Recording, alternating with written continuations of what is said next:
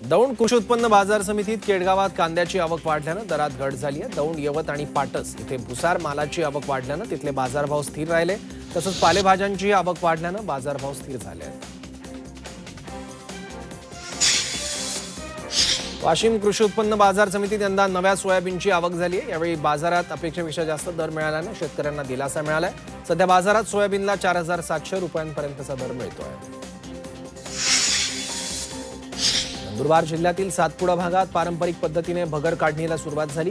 या ठिकाणी भगर पिकाची कापणी वेगानं सुरू आहे, तर अनेक ठिकाणी आजही शेतकरी पारंपरिक पद्धतीने बैलांच्या सहाय्यानं मळणी करून भगर काढताना दिसत आहेत।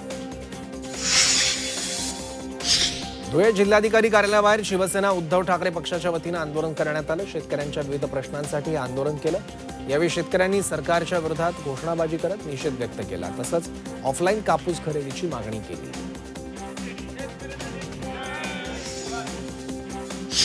राज्यात ई पीक पाहणी पूर्ण करण्याचं आवाहन तहसीलदारांनी केलं। या योजनेनुसार शेतकऱ्यांनी आपल्या शेतातील पिकांची नोंद डिजिटल क्रॉप सर्व्हे ॲपद्वारे स्वतः करणं आवश्यक आहे। शेतकऱ्यांना 24 जानेवारी 2026 पर्यंत ई पीक पाहणीची नोंद पूर्ण करणं आवश्यक आहे।